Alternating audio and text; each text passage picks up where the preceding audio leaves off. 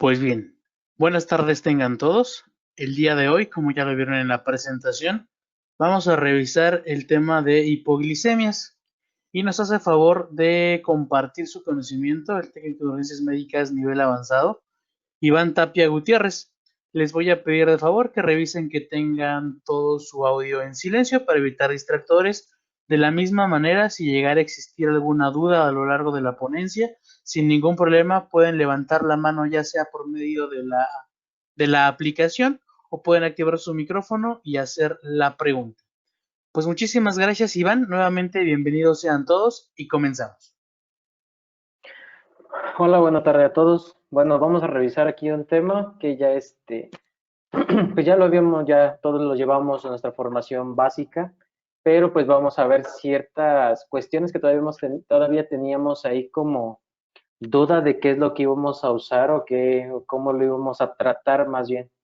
Entonces vamos a revisar el tema de hipoglucemias. Es un tema rápido. Creo que la mayoría de nosotros nos ha tocado atender a un paciente hipoglucémico. Entonces vamos a avanzar poco a poco, ¿vale? Si tienen alguna duda o algún comentario en el momento, sin problema pueden levantar su mano, como decía Jesús, o activar su micrófono y comentarla. No tengo ningún problema. Para mí es preferible que la digan en el momento a que al final se les olvide y ya no quede en nada, ¿vale? Ahora, vamos a ver lo que es, en este caso, pues las hipoglucemias. Como tal, pues ya sabemos que la hipoglucemia pues es una complicación crónica de la diabetes mellitus, en este caso, pues que se describe como un desorden metabólico, en el cual pues ya habíamos, pues ya que ya conocemos bastante bien. En este caso, pues la hipoglucemia es una de las principales complicaciones. Aquí nosotros vamos a tener que determinar y orientar nuestra anamnesis cuando nosotros nos encontramos a un paciente diabético. Recuerden que esta enfermedad es crónico-degenerativa, la cual puede causar no una sola complicación, sino varias, desde complicaciones conforme circulación, en este caso, pues corazón. También puede ser alguna otra complicación en tanto a músculo esquelético, diferentes. Entonces, hay que enfocar bien nuestra anamnesis hacia dónde queremos llegar y realizar los estudios adecuados en este paciente. Ahora, como métodos diagnósticos, pues esto solamente es un repaso rápido de la diabetes mellitus, que en este caso, pues los métodos diagnósticos son síntomas de diabetes, una glucemia casual, en este caso mayor a 200 miligramos por decilitro, y pues los datos, los signos y síntomas que a veces nosotros llegamos a encontrar, que en este caso los síntomas clásicos pues son las 4 P's de la diabetes, que en este caso tenemos aumento del apetito, poliuria, polidipsia y pérdida de peso. Hay que tener muy en cuenta esto porque a veces los pacientes con los que llegamos no conocen que son diabéticos aún, pero con tu anamnesis que vas realizando, tú ya te puedes decir, no, es que dentro de estos 2 meses he perdido el apetito y también he disminuido de peso, he estado yendo mucho al baño, tengo mucha sed y situaciones así. Entonces, nosotros ahí, nuestra anamnesis tiene que ser dirigida específicamente hacia dónde queremos llegar, qué es lo que queremos encontrar. Por ejemplo, les pongo un ejemplo, un caso. Les mandan a traer por un paciente masculino de 45 años de edad porque está desorientado, tiene, está con un estado mental alterado, está muy confuso, no sabe qué es lo que está pasando y los mandan a traer a ustedes a las 4:30 de la mañana. ¿Qué es lo primero que nos imaginamos que siempre que nos mandan a traer a esa hora?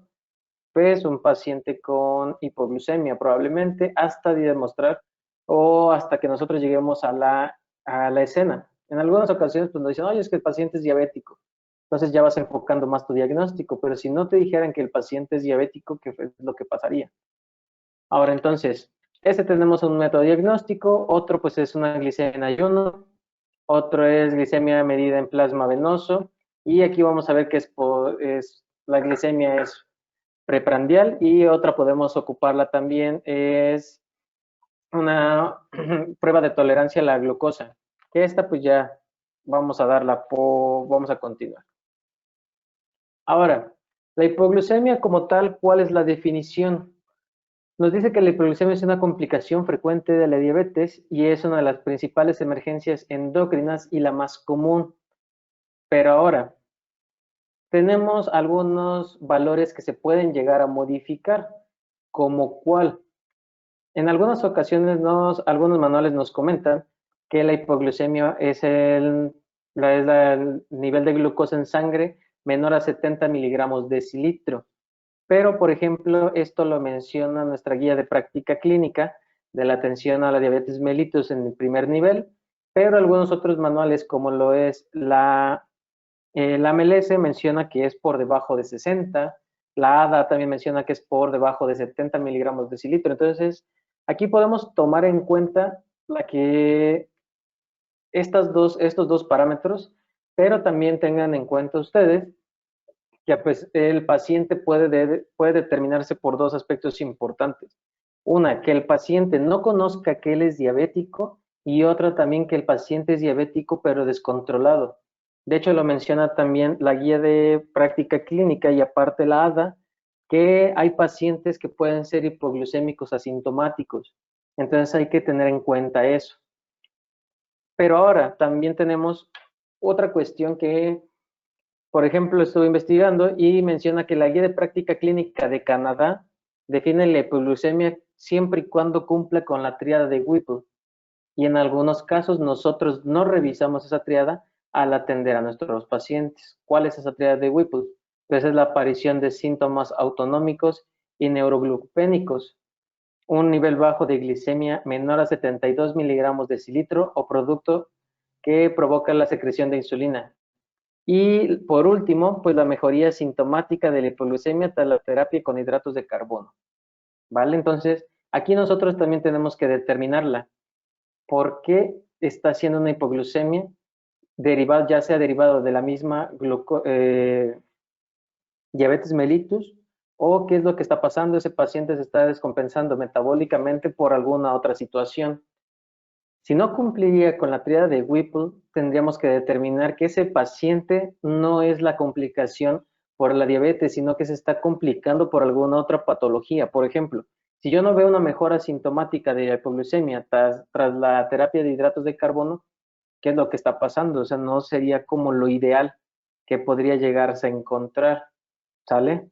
¿Dudas hasta ahorita? Creo que no. Ahí hay un apartado para preguntas si las quieren ocupar, o para el chat, y también se puede utilizar. Ya conforme vayamos avanzando voy a ir haciendo algunas preguntas dirigidas y ahí activan sus micrófonos para que vayamos activándonos, porque si no, tal vez ustedes están en otra cosa y yo estoy hablando aquí como loco. Sale, entonces, ya aquí tenemos la definición de hipoglucemia como tal, ¿vale? Ahora,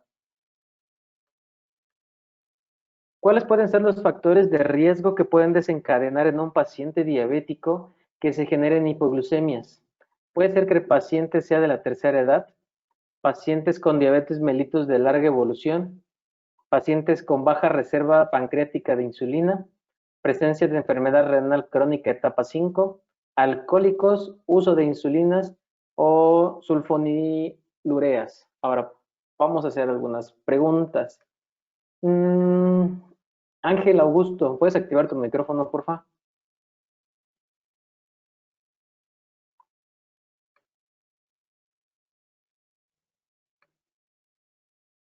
Ángel, ¿estás por ahí?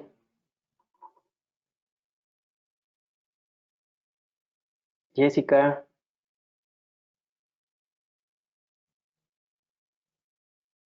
Aldo.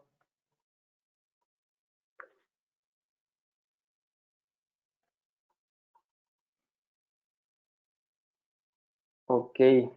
Comenta que no les puede dejar activar el audio.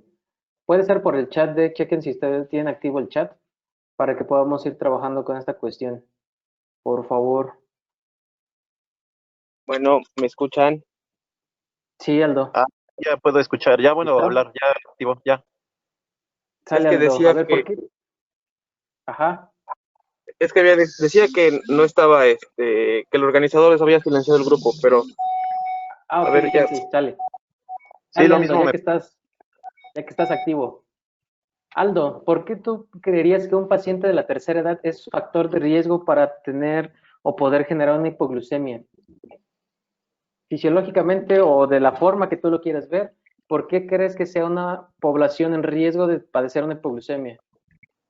Pues a lo mejor por el hecho de que por ser una persona una persona adulta mayor, puede que cambien sus hábitos y puede que no tenga una alimentación adecuada o que pase largos momentos o momentos prolongados de ayuno, por así decirlo. Ok, puedes llegar a ser, así es. Otra pauta que pueda ser importante. Alguna enfermedad que no sea, bueno, que ella tenga diabetes y que no sea, que no lo conozca, bueno, que no esté informado, pues. Ok, ahora sí, gracias Aldo. Ángel Augusto, Oh, ¿la misma pregunta? no Ángel, ¿por Ah, qué crees que un paciente con enfermedad renal crónica pueda llegar a generar hipoglucemias? Generalmente porque hay menor, bueno, eliminación de lo que es el uso de la insulina. Generalmente se ve también por el problema renal propiamente dicho. Generalmente son pacientes que consumen más de un medicamento y la eliminación, pues, propiamente renal y plasmática se mantiene, por lo tanto, se sigue haciendo uso del mismo medicamento y esto puede favorecer a las hipoglucemias. Si a esto le aumentamos, pues también sus desequilibrios, pues en su problema por alimentación, que es una persona que no se alimenta adecuadamente y que también a esto le aumentamos que no pueden tomar las cantidades necesarias de líquidos, pues también contribuye a un tanto más para la hipoglucemia. Son pacientes que generalmente tienen complicaciones más de uno. Generalmente los renalitos pues tienen problema tanto por hipertensión y diabetes, casi siempre van de la mano. Bueno, yo lo pienso así. Ok, Augusto. Ok, Augusto, muchas gracias con tus renalitos. Sale, vamos a Bueno, avanzar. Ahora, aquí ya ah, tenemos, por ejemplo, los factores de riesgo y hay que recordar mucho, pacientes de la tercera edad tienden a que si son o tienen ya la enfermedad determinada o detectada más bien y están siendo tratados, algunos de ellos pueden llegar a olvidar a que tomaron sus medicamentos y darse segundas dosis, más cuando son de insulina y esto pues puede llegar a generar que el paciente se esté generando estas hipoglucemias por una doble dosis de medicamento. Hay que tener mucho cuidado con ese punto, más con estos pacientes geriátricos. También con la de diabetes mellitus de larga evolución, porque en algunas ocasiones ya los pacientes se quedaron con un tratamiento y ya no están yendo a consultas continuas, sino que se quedaron con el tratamiento que les dieron hace 8 años y recuerden que esta enfermedad pues es crónico, va avanzando, va degenerando poco a poco el cuerpo y se tiene que ir modificando los esquemas de medicamentos en estos pacientes. ¿Sale? Entonces, ¿cuál va a ser la respuesta fisiológica que va a generar el cuerpo al comenzar a generar una hipoglucemia o la baja cantidad de glucosa en sangre? El cuerpo principalmente va a disminuir la secreción de insulina en un esfuerzo por detener el declive de niveles de glucosa en sangre. En este caso, pues si el paciente ya no funcionaba adecuadamente, el páncreas, pues en este caso va a disminuir todavía más el nivel de insulina. Pero ¿qué pasa si este paciente se inyectó más insulina de la que debía? Pues aquí vamos a tener el problema en donde ya no va a poder disminuir esta producción el cuerpo, sino que ya está en su organismo y esto va a ir disminuyendo cada vez más la glucosa en sangre. Hay un incremento de secreción de hormonas contrarreguladoras y por último se va a volver visible los signos y síntomas de hipoglucemia. Sale, vamos otra vez con preguntas. Adriana Suárez, ¿puedes activar tu micrófono, porfa? Adriana. Creo que ya se activó, ¿sí? Listo, Adriana. Ok. Ahora, con esto ya que vimos de la respuesta fisiológica, ¿cuáles hormonas crees que se activen al momento de tener una hipoglucemia? No llegué desde el principio, me acabo de conectar, pero De hecho, no las he mencionado, ¿eh? ok. Didier, ¿quieres apoyarle a Adriana?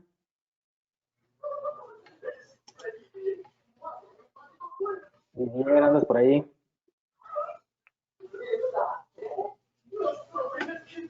Sí, sí. Didier. Sí, sí. Didier, ¿sí me escucha? Sí, creo como que, sí, sí me escuchan, es que como que cada que lo activo se bloquea otra vez. Ah, sí, Didier, ya te estamos escuchando. Bueno, era el glucagón, ¿no? Si no Ok, me equivoco. ajá. En este Bueno, se caso, libera esta hormona y pues, bueno, o sea, cuando... Ajá,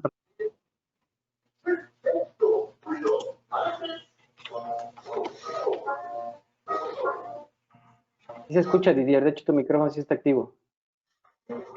ya, es que como estaba hablando pensé que iba a mencionar algo, por eso, No, no, adelante, Didier.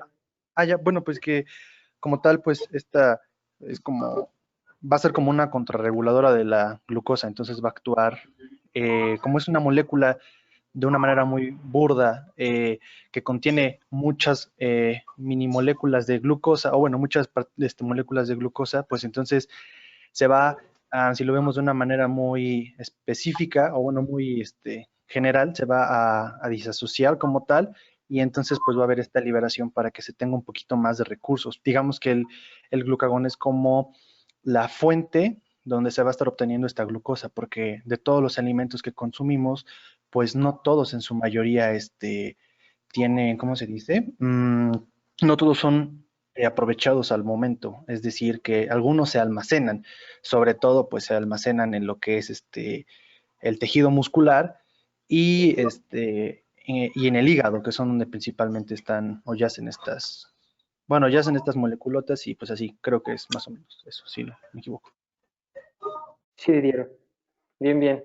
Sale, Didier, bastante bien, gracias. De hecho, sí, de las principales hormonas contrarreguladoras es el glucagón, el cual va a generar o va a estimular la glucogénesis para que, pues en este caso, como ya lo mencionaba Didier, pues se vaya metabolizando, en este caso, vaya liberando glucosa o se vaya generando la glucosa y así ir contrarregulando esta parte de la hipoglucemia que vamos a ir generando poco a poco.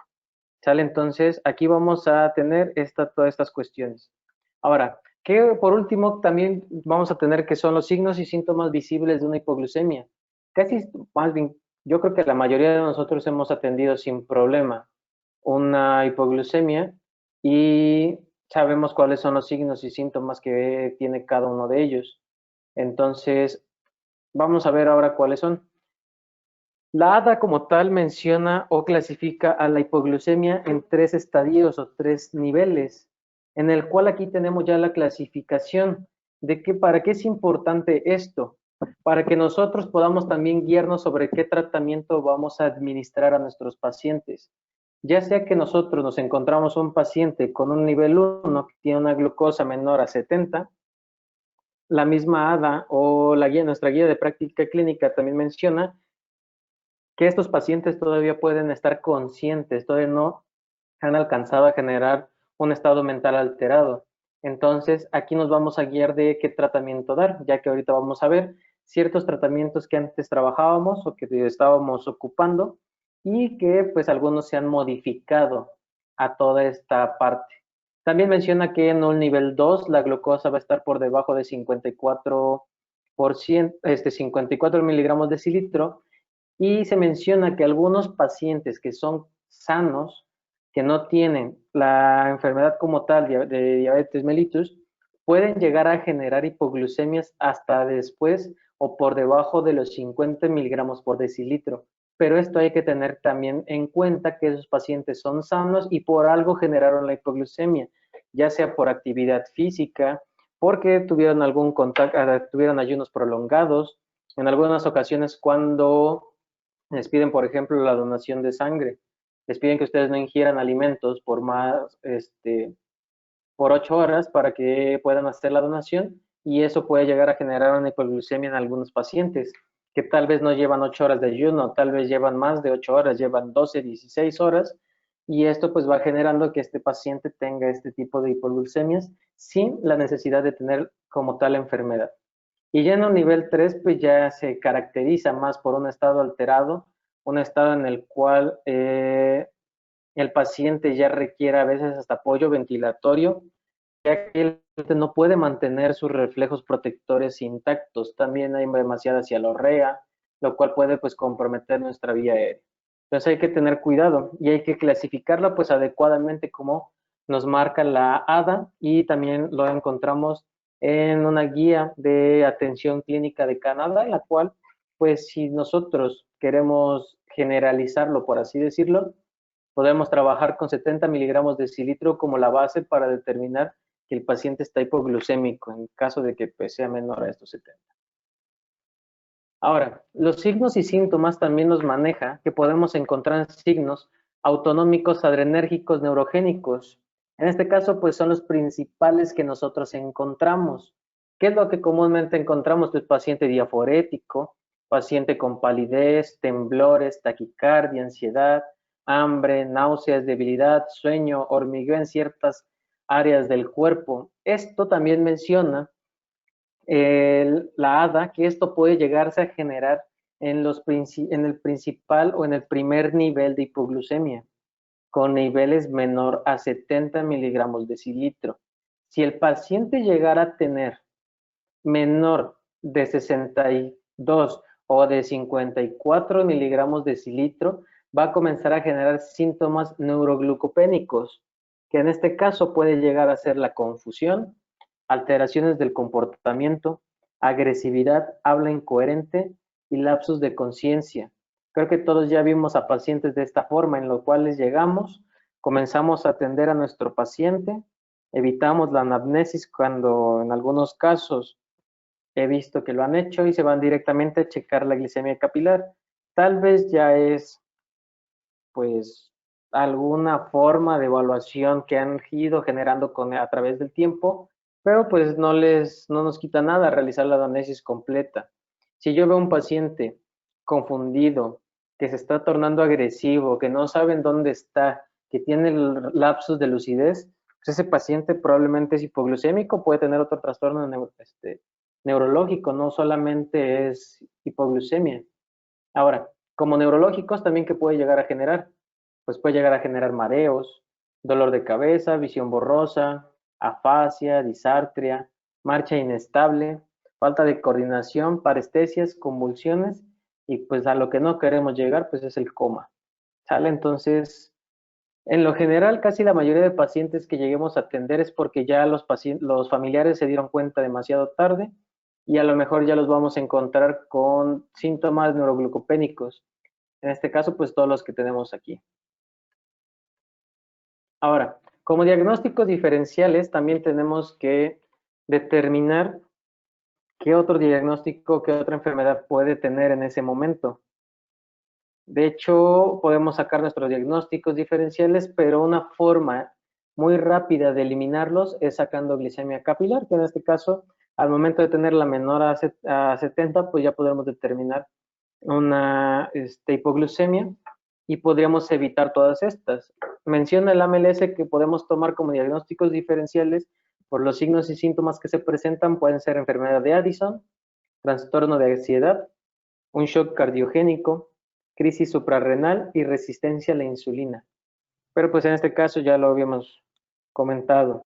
Con una simple prueba de glicemia capilar podemos eliminar los diagnósticos diferenciales o la mayoría de ellos y poder encaminar nuestro tratamiento hacia un solo diagnóstico.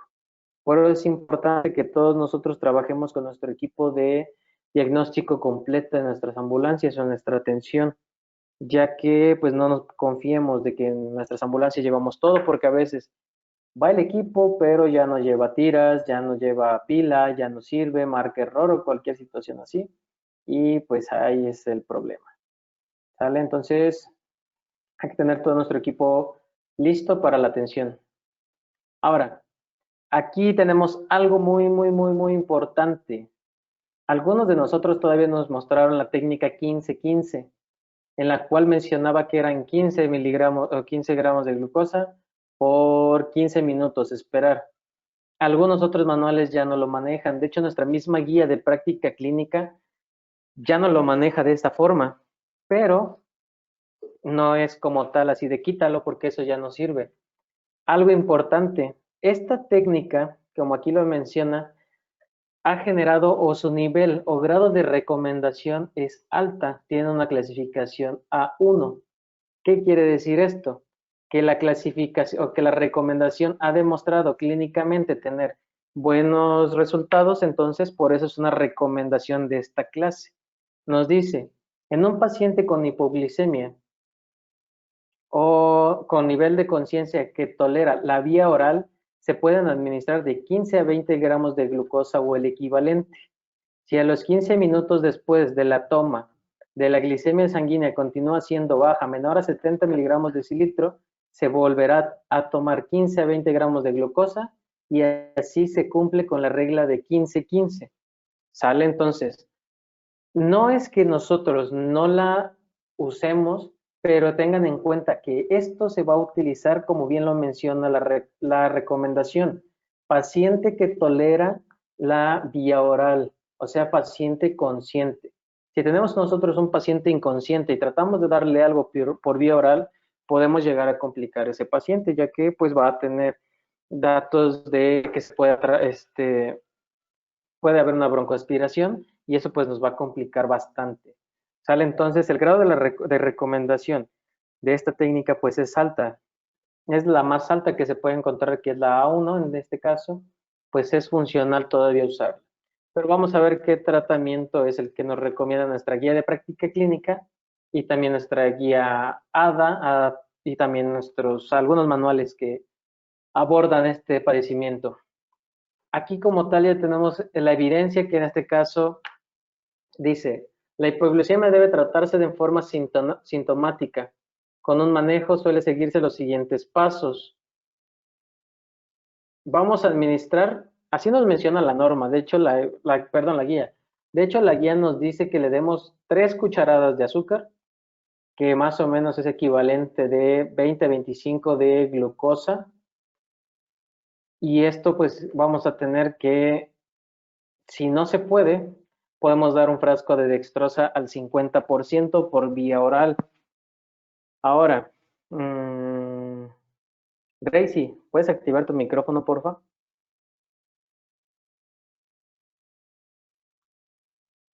Gracie o María Fernanda o Yamil. Gracie, ¿ya estás? ¿Gracie?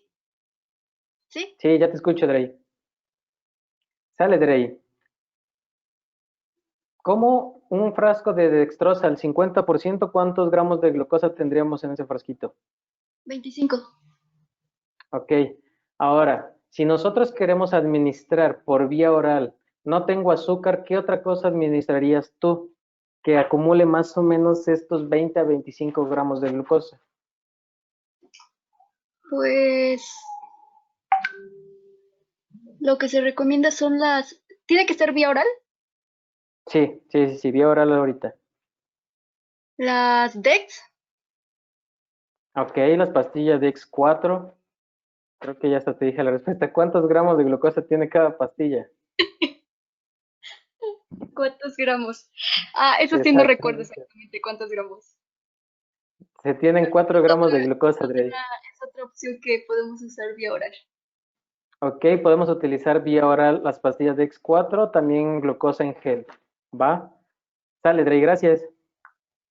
Ahora, aquí mismo la norma nos menciona que cuando nuestro paciente no permite, no tolera la vía oral, nosotros podemos utilizar pues ya otro tipo de vía de administración, que en este caso nos comenta que sea en una vena periférica o puede ser subcutánea o intramuscular. Pero en este caso solamente se aplica ahí en caso de que tuviéramos glucagón, 1 miligramo de glucagón, pero algunos estudios han demostrado que el uso de glucagón ha generado hipoglucemias reactivas.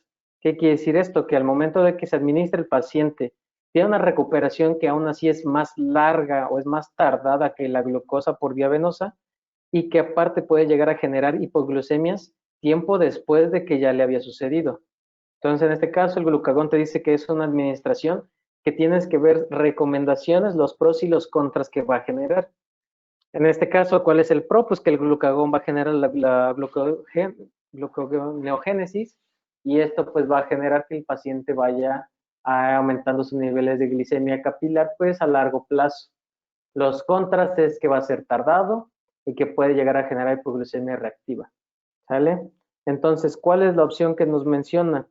pues si no tenemos glucagón, que creo que ninguno de nosotros tiene en nuestras ambulancias, y si es que alguno tiene, pues ocúpenla, llega a funcionar bastante bien. Si no tenemos el glucagón, pues administrar glucosa por vía intravenosa. En este caso nos menciona que pueden ser 25 gramos. En este caso pues ya habíamos visto un frasco de dextrosa al 50%, pero hay que tener cuidado. Nos menciona también que si nosotros lo pasamos directo podremos llegar a generar una flebitis. Entonces también dice que podemos llegarla a diluir en un frasco de 100 mililitros de solución salina en caso de que el paciente llegue a tener alguna enfermedad renal, ya que también pasarle demasiado líquido a un paciente renal, pues puede ser contraproducente.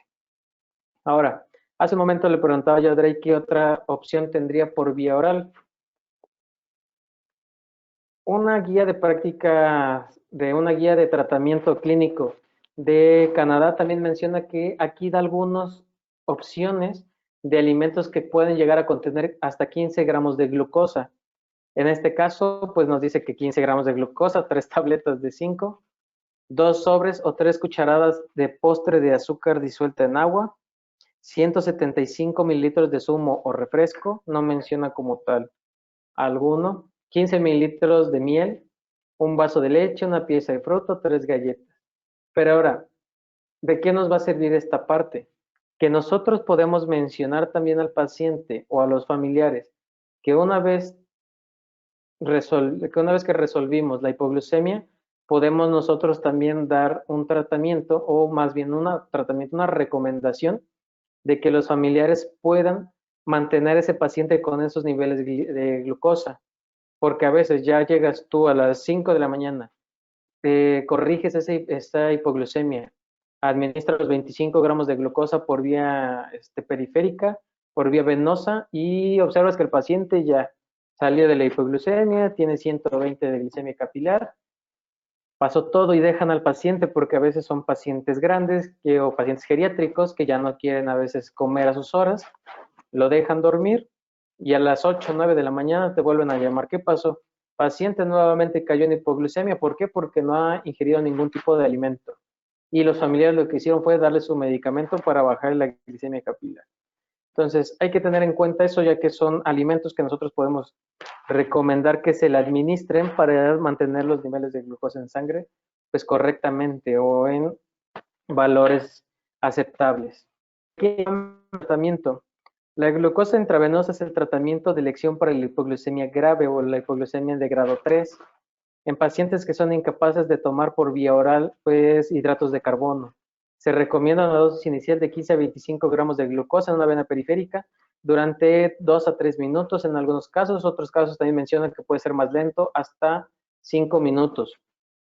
A esta se debe de seguir una infusión de solución salina para evitar la flebitis, lo que les comentaba, podemos combinarla. Por eso es importante que nuestros técnicos en urgencias médicas de nivel básico aprendan a usar una llave de 3 vías para que estén familiarizados con lo que van a utilizar. Podemos utilizar un sistema en Y, sí, pero pues es lo ideal o el estándar que podemos utilizar para administrar otro tipo de medicamento en caso de que llegue alguna otra unidad de avanzada, pues puede llegar a ser la llave de 3 vías. Entonces, hay que recordar mencionarlo con nuestros alumnos o las personas con las que realizamos prácticas.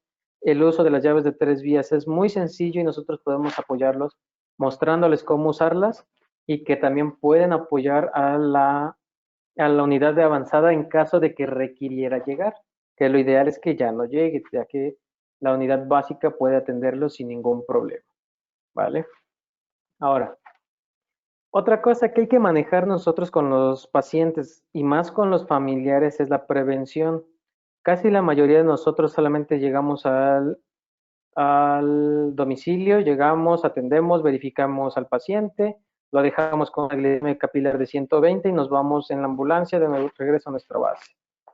Pero nosotros también tenemos que trabajar con la prevención y la educación de estos pacientes, porque en algunos casos a los familiares o al mismo paciente le da pena o por diversas circunstancias no preguntan las cosas en sus centros de salud, en sus clínicas, en sus hospitales. En el hospital a veces solamente llegan, les dan medicamento y se retiran. Entonces ellos se quedan con que, ajá, ¿y cómo la voy a tomar? ¿Cómo la tomo antes, después de las comidas? O el médico se los dice, pero a ellos se les olvida. Entonces hay que nosotros trabajar también con la prevención, mencionarles a los pacientes mismos o a los familiares. El consumo de alcohol puede aumentar los riesgos de hipoglucemias en pacientes con diabetes mellitus. En este caso, también si usan insulinas, pues aumenta o puede duplicar el riesgo de generar una hipoglucemia. Entonces hay que tener mucho cuidado. Si nosotros llegamos con un paciente hipoglucémico y encontramos un olor a alcohol, pues mencionarle a los familiares, ¿sabe qué? El alcohol generó la hipoglucemia o es un factor de riesgo que genera hipoglucemia a su paciente, entonces hay que controlar un poquito esa parte. También se ha demostrado que la hipoglucemia a nivel 3 o hipoglucemia grave causa un daño a las personas diabéticas, especialmente puede llegar a generar caídas o accidentes de tráfico. Recuerden que los pacientes con diabetes mellitus no son, por así decirlo, no quedan en casa, o sea, no pierden su estilo de vida, sino que ellos pueden continuar con su estilo de vida normal siempre y cuando estén controlados, porque si no, a mí ya me ha tocado llegar a impactos vehiculares donde llegas el paciente, sacas una glicemia capilar y el paciente tenía 35. Llega un familiar y le preguntas, oye, ¿su familiar qué pasó? Ah, es que yo venía a la clínica porque se sentía mal.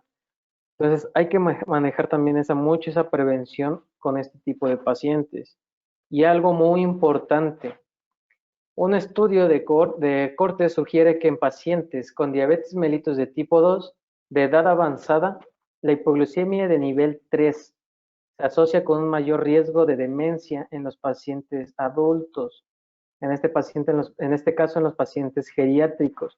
Hay que tener mucho cuidado y generar esta prevención en los familiares, porque a veces los adultos mayores, por no generar problemas o por no generarle preocupaciones a sus familiares, no mencionan lo que sienten.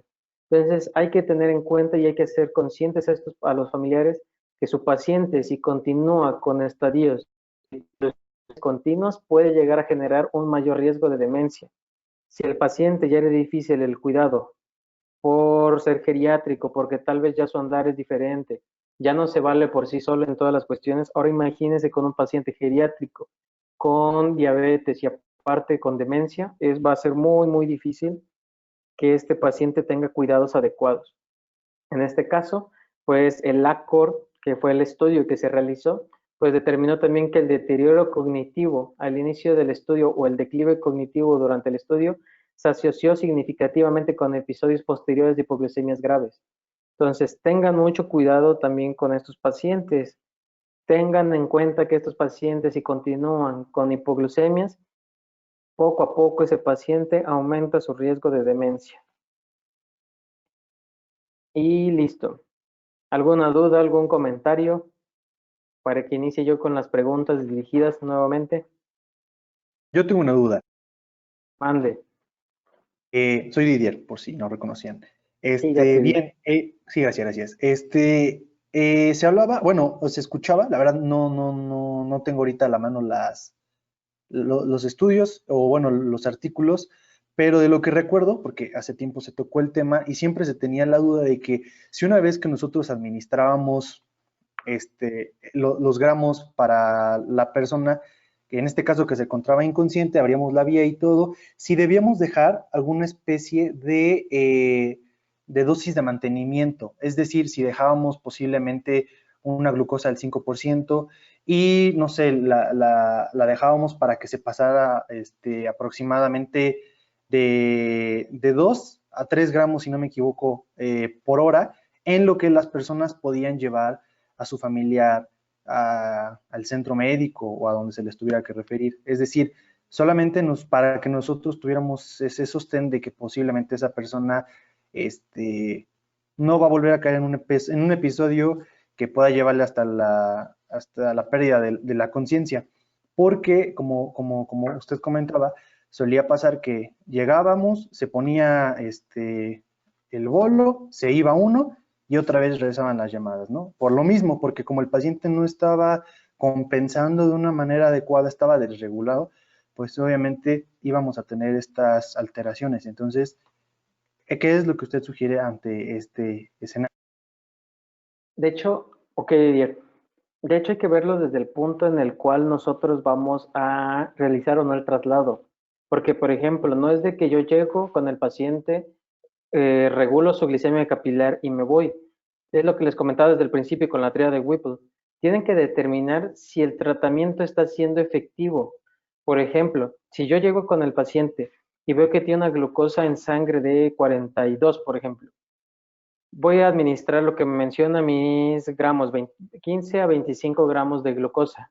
Administro los 25 y veo que su glicemia capilar aumenta a 145, pero el paciente sigue está letárgico o tiene estado mental alterado, no responde por la vía oral, no responde a los estímulos. Ese paciente no se puede quedar en el hogar. Entonces, ahí no tendrías que dejar una dosis de mantenimiento. Ahí tendría que ser un traslado inmediato de ese paciente a un centro hospitalario porque no está respondiendo al tratamiento. Si tú le preguntas, oiga, ¿sabe qué? ¿Cómo reacciona o cómo es el principio comúnmente? Ah, no, pues de por sí es así. Ah, bueno, entonces hay que ver para que después se alimente y no le den medicamento doble vez o le den medicamento sin comer. ¿Sale? Entonces, tienes que ver tú la clínica de tu paciente en ese momento. Si el paciente no está respondiendo y no es así comúnmente, hay que tener en cuenta que te lo tienes que llevar a un centro médico. No lo puedes dejar con una dosis de mantenimiento. Ahora, si tu paciente responde, retoma el estado de alerta, te comienza a responder las preguntas que tú terminas para tu anamnesis, o haces preguntas dirigidas para determinar si se encuentra orientado en sus 3, 4 esferas, como lo quieras evaluar, y el paciente te responde, ya no sería necesario el dejar la dosis de mantenimiento porque tú le puedes recomendar al paciente, ¿sabe qué, señor? Tuvo un episodio de hipoglucemia, es necesario que su medicamento lo vigile adecuadamente, trate de ingerir algún tipo de alimento, lo que les mencionaba, leche, fruta o coma ya algo bien para mantener sus niveles de glicemia y lo estén revisando constantemente. En este caso tendrías que determinar cuál de las dos vertientes vas a usar. El traslado de mi paciente porque no me está respondiendo adecuadamente, aunque la glicemia ya subió, pero su estado mental no es el adecuado, o el paciente ya respondió, su estado mental, su glicemia capilar está consciente, alerta, orientado y me responde, ese paciente puedes solamente recomendarle que ingiera por vía oral, ya no por vía IV, ¿sale? Porque a veces tú le dejas la IV, pero el paciente se mueve y se desconectó. Y empiezan a correr todos porque ya no saben qué hacer y hacen cosas que no deben hacer los familiares. Entonces, entre menos, tal vez menos complicaciones le dejes al paciente de que manejen una glucosa o manejen una solución, le quiten el material, el punzo, sería mejor para el paciente. Porque a veces los familiares no saben cómo hacerlo. No sé si ya ahora sí quedó bien tu duda. Sí, Creo que ya. totalmente claro. Gracias. Ah, ok. Sale 10. ¿Alguien más? ¿Alguna otra duda? ¿Algún comentario? ¿Alguna modificación? Yo tengo otra duda. La guía del Cenetec menciona que en una, bueno, no recuerdo si era la del Cenetec, pero igual en la presentación veíamos que hay, bueno, qué opciones tenemos para una administración de glucosa vía oral. Creo que, bueno, por lo que recuerdo, menciona que en una hipoglucemia moderada, por ejemplo, cuando el paciente todavía tolera una vía oral, mencionaba que podemos darle carbohidratos, pero igual pueden ser de absorción rápida o absorción lenta. Una vez nos tocó un paciente que estaba muy combativo, entonces tenía signos de hipoglucemia moderada, todavía toleraba la vía oral, pero ya se encontraba muy combativo. Entonces, no sé qué tan viable sería, por ejemplo, en este caso, darle un tratamiento vía oral, porque el paciente también manifestaba que tenía muchas náuseas. Entonces, no sé si el administrar un tratamiento vía oral, pues obstruya su vía aérea, pero de la misma forma no podíamos hacer un acceso intravenoso porque el paciente se encontraba muy combativo.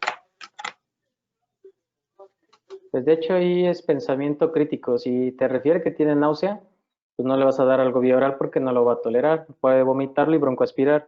Ahora, si el paciente tampoco refería o permitía el acceso IV, pues no hay alguna otra forma de administrar la glucosa más que tratar de hablar con él, ser empáticos con los pacientes, hablarles por su nombre, nada de madre, padre, hijo, abuelita, abuelito, por eso creo que sus papás les dieron un nombre, y hablar directamente con él, tratar de explicarle qué es lo que vas a hacer, cuáles son las complicaciones que puede tener, qué es lo que va a sentir, para que el paciente pueda formar esa empatía contigo, para que ustedes lleguen y puedan hablar directamente con él, con los familiares, que un familiar les ayude.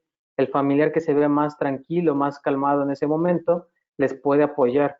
Pero en este caso, si tanto el paciente no permite ni el acceso IV, ni él te dice que sabes que por la vía oral no puedo porque quiero vomitar, pues entonces ahí tendrían que evaluar qué forma podrían administrarlo ustedes, hablar con él o decirle a los familiares, ¿saben qué? Traten de administrarle esto o denle esta agua poco a poco, que vaya tomando tragos pequeños.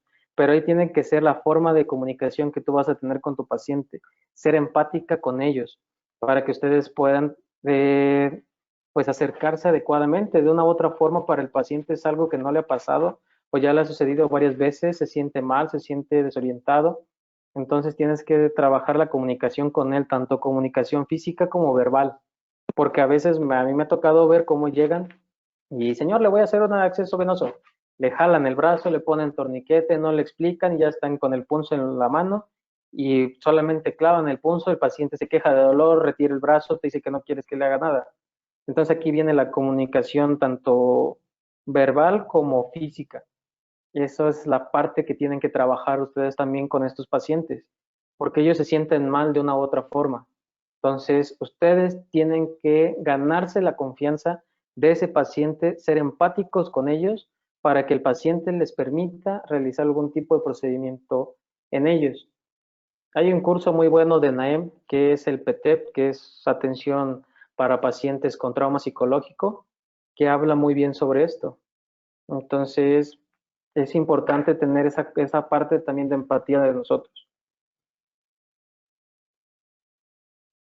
¿Quedó tu duda o no, Adriana? Sí, gracias. De nada. ¿Alguien más? ¿Alguna otra duda? ¿Nadie? ¿Nadie? ¿Seguros? Yo, Pues bueno, bien, Iván. Adelante. tengo Dime. una duda con qué pasa con los recién nacidos que hacen también o tienen periodos de hipoglucemia, ya sea o sea, de que la mamá haya tenido diabetes gestacional o por alguna otra causa. El manejo es el mismo, como refiriéndome a que primero vía oral con leche materna y luego un acceso, o en ellos cambia la situación. No, con ellos es muy, muy, muy diferente. De hecho, por ejemplo, en el curso de reanimación neonatal, que en este caso casi la mayoría de nosotros tuvimos, bueno, es más, debería de ser todos, ahí tenemos esa parte donde se debe de administrar glucosa inmediatamente a ese producto por acceso IV, o en este caso, si se tiene la onfalo, se debe hacer por onfaloclisis, ya que este paciente requiere otro tipo de dosis por esta vía. Si no mal recuerdo, son 5 mililitros de glucosa para que este paciente recupere, porque también si ese paciente no tiene glucosa, le afecta directamente el encéfalo. Doc, ¿quería comentar algo? Sí, hola, buenas tardes a todos. Nada más que a manera de comentario, de la vez pasada, bueno, el comentario pasado acerca del paciente agitado, quizá muchos de ustedes se están formando o muchos van a contar con el apoyo de una unidad de soporte vital avanzado. Una opción muy válida en un paciente combativo en hospitales es sedarlo y posteriormente ya sea un intravenoso, y si no se consigue o si se tiene la disponibilidad de un intraóseo y o una sonda nasogástrica. Entonces, hay manera de administrar glucosa en un paciente que está combativo. Ahora, tienen que considerar también que si es un paciente combativo, a veces la neuroglucopenia no es como tal lo que te está dando esos signos de ser combativo, sino que puede estar cursando con alguna otra patología como las que mencionaba Iván en el diferencial, como una encefalopatía de Wernicke o un síndrome de Korsakoff, que cursan con hipoglucemia, pero no es el diagnóstico de inicio y por eso están agresivos los pacientes. Entonces habría que valorar qué otras causas en su mnemotecnia TIPS-IOU o lo que ocupen está causando el estado mental alterado. Hablando ahorita de lo del neonato, es a 2 mililitros por kilo un bolo intravenoso de manera inicial de una glucosa al 10%, seguido de una infusión de 80 a 100 mililitros kilo día. En caso de no funcionar, porque en el neonato se toma como hipoglucemia menor de los 50 miligramos sobre decilitro, según Stable, se agrega un segundo bolo de 2 mililitros por kilo y se sube la infusión de 100 a 120 mililitros kilo día. Esto va a hacer que la tasa de metabolismo, la tasa de producción hepática de glucosa en un neonato, que va de los 4 a los 6 mililitros kilo día, la tengas más o menos en 5.5 mililitros kilo día. Entonces ese es el tratamiento de un neonato. Varía mucho, como bien dice Tapia. Es difícil obtener un acceso intravenoso y muchas veces se recurre a la onfalo o incluso a un acceso intraóseo. ¿Vale? Nada más esas eran las intervenciones que quería. Gracias, Doc. ¿Alguien más? ¿Alguna otra duda? Jessy, ¿sí quedó tu duda? Sí, muchas gracias. De hecho, esa parte, por ejemplo, para ustedes que están en el intermedio, es de los últimos módulos que vamos a ver y ustedes van a ver reanimación neonatal completa. Entonces ahí vamos a ver esa cuestión. ¿Alguien más? ¿Alguna otra duda? Obregón. Sí, una pregunta. ¿Qué pasaría con los pacientes que tienen un síndrome de Down? Ya que, bueno, no tienen su cognición y podríamos sospechar de otra cosa. ¿Pero qué pasaría de qué? ¿Conforme al tratamiento, conforme al diagnóstico? Bueno, como se podría lo de el tratamiento, no sé si varía o sería el mismo manejarlo como un paciente normal. No, pues sería el mismo. Si no tienes algún otro padecimiento concomitante en esa parte, podrías trabajarlo de la misma forma, exactamente igual. Muchas gracias. ¿Alguien más? Pues creo que esas serían todas las dudas, Iván. Creo que ya no hay nadie más, ¿verdad? Pues bueno, si no hubiera ninguna duda más, agradecerles mucho su tiempo de participación en esta sesión. Muchas gracias, Iván, por las aportaciones, al igual a todas las personas que, bueno, estuvieron participando con preguntas y participando complementando las respuestas de los compañeros o bien el tema que nos hizo favor de comentar Iván. Les recuerdo que para la siguiente sesión del día viernes, el siguiente viernes es viernes 17 de julio, vamos a tener una ponencia que se titula Empatía en los servicios de emergencia. Entonces, de igual manera, se les hará llegar el link para que nos puedan hacer favor de acompañarnos y de igual manera, pues, compartirlo con los compañeros instructores y monitores del área de capacitación a fin de seguirnos actualizando y, bueno, tener el conocimiento, pues, prácticamente fresco y actualizado, ¿no? Entonces, pues, si no hay ninguna otra cuestión, agradecerles muchísimo su tiempo, su disposición, desearles un excelente fin de semana y, bueno, pues estamos comunicándonos por medios digitales. Claro que sí, Doc. Gracias. En verdad, agradecerle a Iván hoy la oportunidad que nos brinda de aprender este contexto de hipoglucemia y cómo es el trato adecuado. Doctor, gracias por continuar con este contexto que queremos hacer en toda la delegación, principalmente a través de ustedes, de los coordinadores, de los demás doctores que están como coordinadores y todos ustedes que tienen mucho que enseñarnos, mucho que tenemos que aprender y es importante seguir incrementando el número de asistentes, contagien a los demás para que se unan el próximo viernes. Son temas interesantes, temas necesarios, pero sobre todo que es una hora que nos damos a la semana para hacernos crecer como un gran equipo.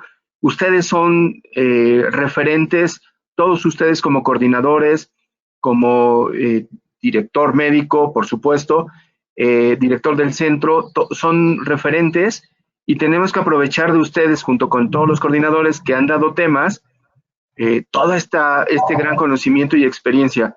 pero sí les pediría que contagien a más los que asistimos para motivar y que se unan, ¿no?